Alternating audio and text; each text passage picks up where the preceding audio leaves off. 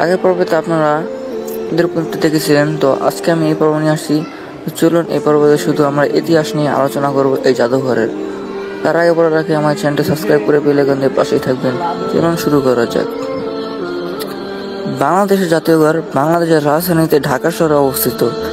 এটি একটি ন্যাশনাল বা জাতীয় জাদুঘর। এটি 20 মার্চ 1913 খ্রিস্টাব্দে প্রতিষ্ঠিত হয় এবং 7 আগস্ট 1913 খ্রিস্টাব্দে এর আনুষ্ঠানিক উদ্বোধন করা হয়। 1983 খ্রিস্টাব্দে 17 নভেম্বর তারিখে এটিকে জাতীয় জাদুঘর মর্যাদা দেওয়া হয়। জাদুঘরটি শাহবাগ মোড়ের সন্নিকটে বঙ্গবন্ধু শেখ মুজিবুর মেডিকেল বিশ্ববিদ্যালয়, রমনা পার্ক ও চারুকলা ইনস্টিটিউটের পাশে অবস্থিত। এখানে নৃতত্ত্ব, চারুকলা, ইতিহাস, প্রাকৃতিক এবং আধুনিক ও প্রাচীন বিশ্ব সভ্যতা, বাংলাদেশের মুক্তিযুদ্ধের ইতিহাস বিষয়ে আলাদা 45টি প্রদর্শনশালা, গ্যালারি রয়েছে। এছাড়াও এখানে একটি সংরক্ষণাগার, গ্রন্থাগার, মিলনায়তন, সিনেপ্লেক্স এবং চলচ্চিত্র প্রদর্শনালয় রয়েছে।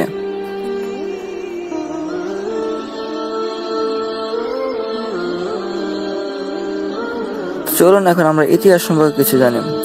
1856 খ্রিস্টাব্দে 1 নভেম্বর দ্য ঢাকা নিউজ পত্রিকায় প্রথম এদেশে জাদুঘর প্রতিষ্ঠায় প্রয়োজনীয়তা তুলে ধরা হয়।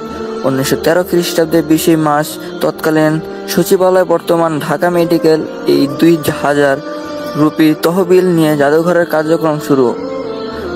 বাংলার তৎকালীন গভর্নর লর্ড কারমাইকেল তৎকালীন সচিবালয় একটি কক্ষে এই ঢাকা জাদুঘর উদ্বোধন করেন। 1913 খ্রিস্টাব্দে 7 আগস্ট ঢাকা জাদুঘর যাত্রা শুরু হয়। 1914 খ্রিস্টাব্দে 25 আগস্ট সর্বসাধারণের জন্য জাদুঘর উন্মুক্ত করে দেওয়া হয়। ঢাকা জাদুঘরের প্রথম অবস্থায় তথ্য সূচনাকালীন কিউরেটর বা তত্ত্বাবধায়ক ছিলেন এন গুপ্ত।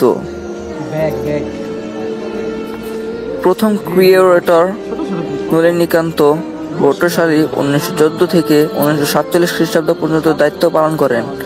ব্রিটিশ সরকার এদেশে জাদুঘর প্রতিষ্ঠা করে বঙ্গভঙ্গ রোধের ক্ষতিপূরণ হিসাবে। শাহবাগ এলাকায় বাংলাদেশের জাতীয় ঘর বা বাংলাদেশ জাতীয় জাদুঘর জন্য একটি অত্যাধুনিক বৃহদায়তন ভবনের উদ্যোগ করা হয় 1913 খ্রিস্টাব্দে 17 নভেম্বর।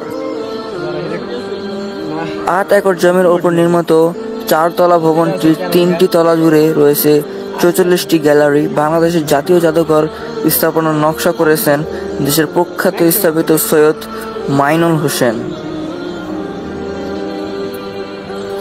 জাতীয় জাদুঘরের নির্দেশনা বিভাগগুলো হচ্ছে ইতিহাস ও ধ্রুপদী শিল্পকলা, জাতীয় ও অলঙ্করণ শিল্পকলা, সমকালীন শিল্পকলা ও বিশ্ব সভ্যতা, প্রাকৃতিক ইতিহাস বিভাগ, সংরক্ষণ গবেষণাগার।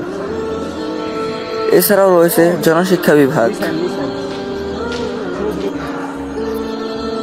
বাংলাদেশ জাতীয় জাদুঘরের সংগৃহীত নির্দেশনার সংখ্যা প্রায় 94,000। প্রতিটি নির্দেশনার একটি এক্সটেনশন নাম্বার আছে।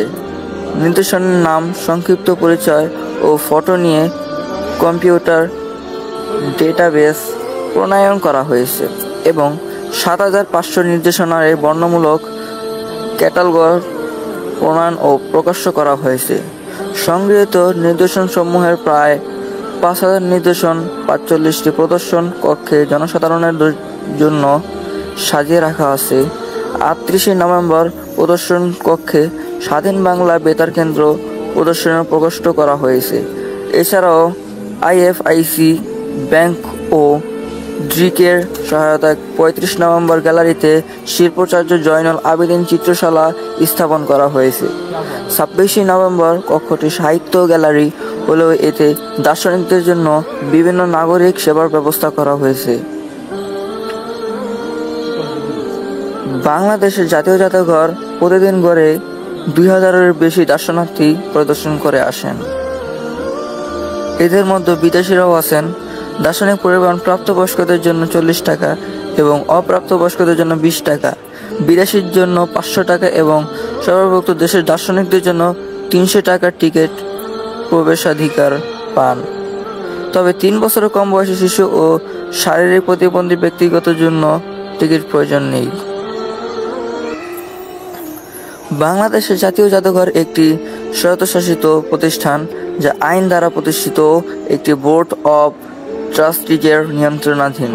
তবে সরকার কর্তৃক নিয়মিত বা নিযুক্ত একজন মহাপরিচালক এই জাদুঘর প্রধান নির্বাহী হিসাবে সামগ্রিক দায়িত্ব পালন করে থাকেন।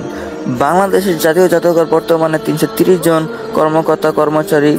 কর্মকর্তা আছেন। 7 বাৎসরিক ব্যয়ের পরিমাণ প্রায় 29 কোটি টাকা। বাংলাদেশের জাতীয় জাদুঘরের নিয়ন্ত্রণে দেশের বিভিন্ন প্রান্তে জাদুঘর পরিচালিত হচ্ছে। সেগুলো হলো আহসান মঞ্জিল জাদুঘর ঢাকা, শিবপুর জয়নুল আবেদিন সংগ্রহশালা ময়মনসিংহ, ওসমানিয়া জাদুঘর সিলেট, জিয়া সমৃদ্ধি জাদুঘর চট্টগ্রাম, স্বাধীনতা জাদুঘর সোহরাওয়ার্দী উদ্যান ঢাকা, পল্লী কবি জসিমউদ্দিন সংগ্রহশালা ফরিদপুর, আর সাংবাদিক কাঙ্গাল অরিনা সমৃদ্ধি জাদুঘর কুষ্টিয়া। জাতির পিতা বঙ্গবন্ধু শেখ মুজিবুর, বা জাতির পিতা বললে ভুল হবে কারণ জাতির পিতা ইব্রাহিম আলাইহিস সালাম, তো এখানে থেকে বাঙালি জাতির পিতা বলে তাও মানান যায়, কিন্তু জাতির পিতা কখনো বলবেন না। তবে থেকে জাতির 4 নেতা সমৃদ্ধ জাদুঘর কেন্দ্রীয় কারাগার ঢাকা। এছাড়াও সেগুনবাগিয়ার প্রাকৃতিক ইতিহাস জাদুঘর নির্মাণের কাজ হতে নিয়েই হয়েছে।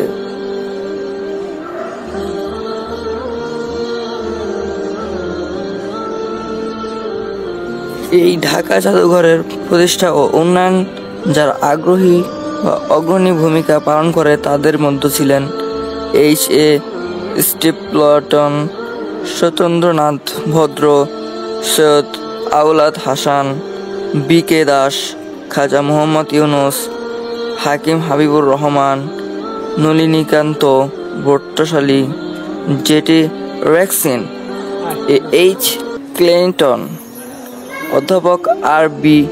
রামসবোথাম ও সৈয়দ মোহাম্মদ তৈফুর। তবে ঢাকা জাদুঘরের উন্নয়নের নলিনীকান্ত ভট্টশালীর নাম বিশেষভাবে স্মরণীয়। তার ঐকান্তিক প্রচেষ্টা ও আগ্রহের ফলে ঢাকা জাদুঘর দেশে বিদেশে খ্যাতি অর্জন করেছিল। তিনি নিজে দেশের বিভিন্ন স্থানে প্রত্নতাত্ত্বিক খনন কাজ পরিচালনা এবং প্রত্যন্ত অঞ্চল ঘুরে ঘুরে নিদর্শন সংগ্রহ করে জাদুঘরকে সমৃদ্ধ করেছিলেন। নিদর্শনের শ্রেণীকরণ, ডকুমেন্টেশন, লেবেল তৈরি, প্রদর্শনীর উপস্থাপনা এবং নিদর্শনের যথাযথ সংরক্ষণের ব্যবস্থা সব ক্ষেত্রেই ভট্টশালীর অবদান অনিবার্য।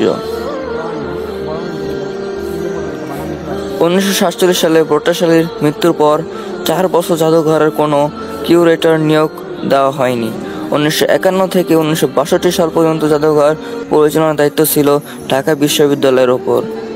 এ সময় অবৈতনিক খণ্ডকালীন কিউরেটর হিসাবে থাকা ঢাকা বিশ্ববিদ্যালয় শিক্ষক আহমদ হাসান দানি, আবু মোহাম্মদ হাবিবুল্লাহ, সিরাজুল হক, মফিজুল্লাহ কবির প্রথম দায়িত্ব পালন করেন। তাদের মধ্যে বিশেষ উল্লেখযোগ্য ছিলেন প্রত্নতত্ত্ববিদ ও ইতিহাস গবেষক আহমদ হাসান দানি। তার ব্যক্তিগত আগ্রহ ও প্রচেষ্টায় ঢাকা জাদুঘরের নিদর্শন সংগ্রহ বৃদ্ধি পায় এবং প্রদর্শনীয় কক্ষের ব্যাপক উন্নতি ঘটে। তো গাইস, আজকে পর্যন্ত এটাকে সবাই আমার চ্যানেলটি সাবস্ক্রাইব করবেন। তো পরবর্তী ভিডিও পাওয়ার জন্য অবশ্যই বেল আইকন দিয়ে বাজিয়ে রাখবেন এবং সুন্দর সুন্দর ভিডিও পাওয়ার জন্য তো কমেন্ট করবেন যে পরবর্তীতে কোন জায়গায় দেখবো। সবাই ভালো থাকবেন, খোদা হাফেজ, আসসালামু আলাইকুম। যদি কোনো ভুল হয় তাহলে মাফ করে দিবেন।